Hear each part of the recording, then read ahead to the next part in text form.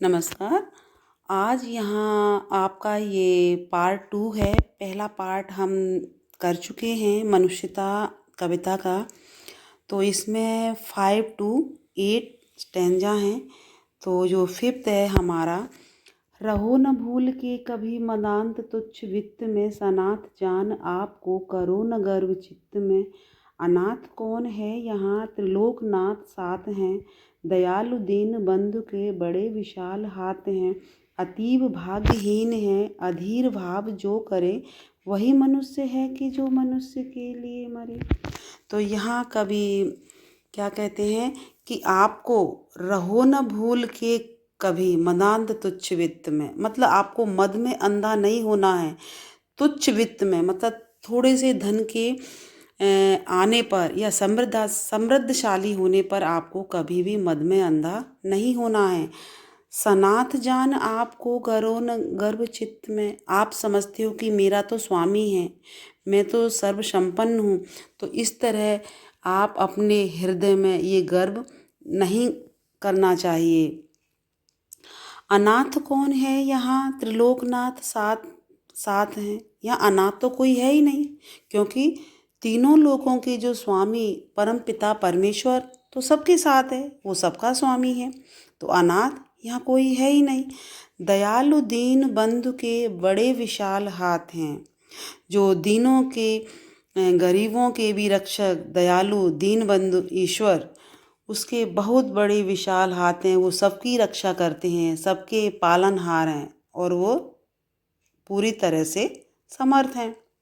वो सभी प्राणियों की रक्षा करते हैं।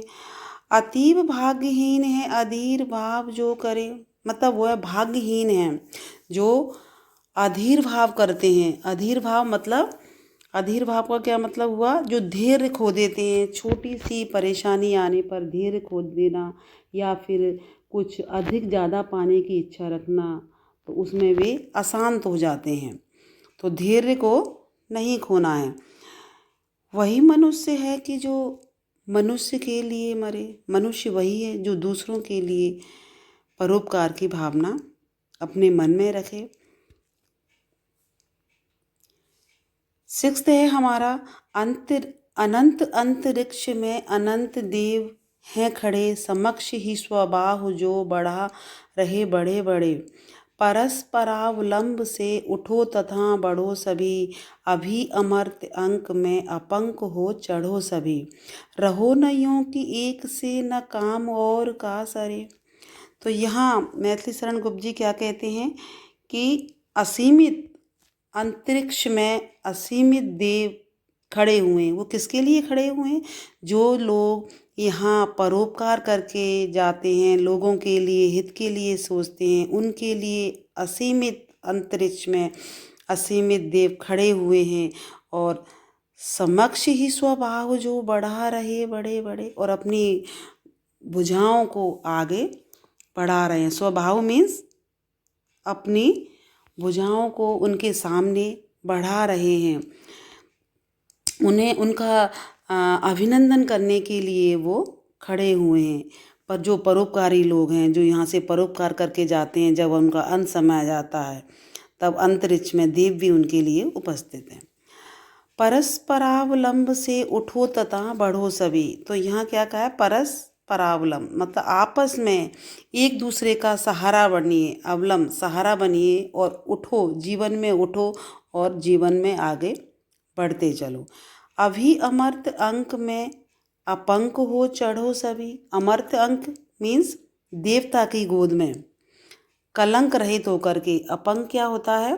निर्मल स्वच्छ होकर के, कलंक रहित, आप पर कोई दोष आरोपण ना हुआ हो एकदम स्वच्छ होकर के, निर्मल होकर के आपको देवताओं की गोद में चढ़ना है। देवता लोग आपका अंतरिक्ष में आपका स्वागत करने के लिए तैयार हैं। रहो न यूं कि एक से न काम और का सरे। आपको इस तरह बन के रहना है कि आपका एक दूसरे के सहयोग से कोई महान कार्य रुक ना जाए। तो हमें एक दूसरे का सहारा बन कर के, एक दूसरे का काम का सहारा बन कर के हमें जीवन में आगे बढ़ना है।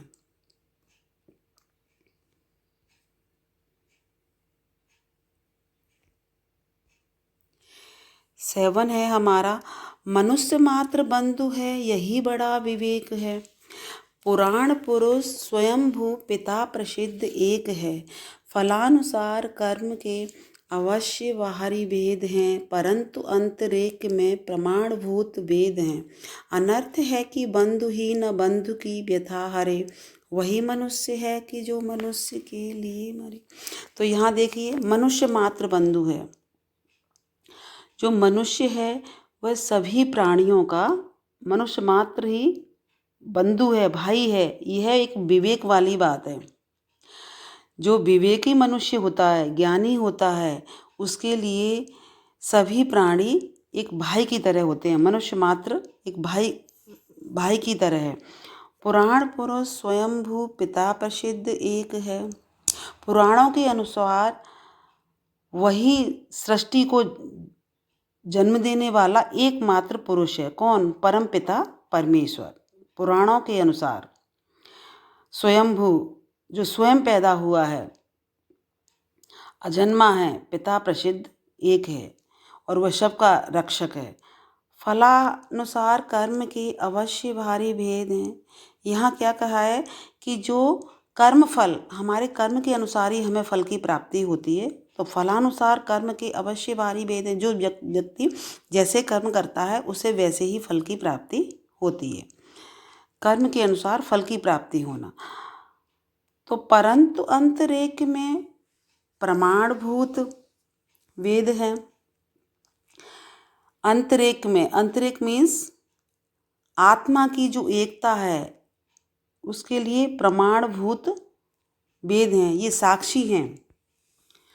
परंतु मूल रूप से सभी मनुष्य वैसे एक हैं, लेकिन आत्मा जो है, परंतु अंतरेक में आत्मा की जो एकता, जो मतलब जैसे कि परम पिता परमात्मा का जो आत्मा रूपी जो अंश है वो तो सभी में एक ही है। अंतरिक्ष में प्रमाणभूत भेद हैं। जो आत्मा है उसमें वो अलग नहीं है, शरीर है मनुष्य का वो अलग है। जो चेतना है, जो प्राण है, वो तो सब में एक ही है। अनर्थ है कि बंधु ही न बंधु की व्यथा हरे। यह बहुत ही अनर्थ की बात है, बहुत दुख का विषय है। ये बहुत बुरी बात है कि एक भाई, बंधु मीन्स भाई, एक भाई दूसरे भाई के कष्ट का निवारण ना करे, उसकी परेशानी में उसकी मदद ना करे। यह बहुत ही दुख का विषय है। तो इस प्रकार जीवन में जो मनुष्य हैं उन्हें ऐसा नहीं करना चाहिए। एक दूसरे की मदद करते हुए जीवन में आगे बढ़ना है। वही मनुष्य है कि जो मनुष्य के लिए मरे। मनुष्य के लिए, एक मनुष्य के अंदर एक दया की भावना नहीं है तो वो मनुष्य नहीं, पशु है। इसलिए हमें मनुष्य का सहारा बन के जीवन में आगे बढ़ना है। आगे हमारा जो 8th है, चलो अभिष्ट मार्ग में सहर्ष खेलते हुए, विपत्ति विघ्न जो पड़े उन्हें ढकेलते हुए। घटे न हेल मेल, हाँ बढ़े न भिन्नता कभी, अतर्क एक पंथ के सतर्क पंथ हो सभी। तभी समर्थ भाव है कि तारता हुआ तरे। तो यहाँ कवि का क्या कहना है कि चलो अभिष्ट मार्ग में सहर्ष खेलते हुए। यहाँ आगे कहता है कवि कि अपनी इच्छा और रुचि के अनुसार आपको अपना लक्ष्य निर्धारित करते हुए हंसते खेलते आगे सहर्ष, हंसते खेलते हुए आगे बढ़ना है। विपत्ति विघ्न जो पड़े उन्हें ढकेलते हुए। जो भी जीवन में कोई परेशानी, कोई संकट आता है तो उसे हमें धकेलते हुए आगे बढ़ना है। घटे न हेल मेल, हाँ बढ़े न भिन्नता कभी। यहाँ आपस में उनका प्यार बना रहे, घटे नहीं। जो प्यार है आपस में, वो हेल मेल, जो प्रेम है वो घटे नहीं, बना रहे। बढ़े न भिन्नता कभी। और जो भिन्नता क्या होता है कि मतलब अलगाव होना, एक दूसरे से वो अलग ना हो। अतर्क एक पंथ के सतर्क पंथ हों सभी। अतर्क मीन्स क्या होता है? तर्क से परे, तर्क से परे। और सतर्क पंथ है सावधान यात्री। तर्क से परे होकर के सभी सावधान यात्री अपनी मंजिल की तरफ, मतलब जीवन में आगे बढ़े। तभी समर्थ भाव है कि तार ता हुआ तरे। तो ये एक समर्थ का भाव है, आपस में एक समर्थ का भाव रखते हुए जीवन में आगे बढ़ें। अपनी मंजिल को पाने के लिए आपको आगे बढ़ना है। और वही मनुष्य है कि जो मनुष्य के लिए मरे। मनुष्य वही है जो कि जीवन में एक दूसरे के लिए परोपकार की भावना रखते हुए आगे बढ़े। आपने 5 से 8 तक ये जो व्याख्या आपने यहाँ देखी, आपको इजीली समझ में आ गया होगा। धन्यवाद।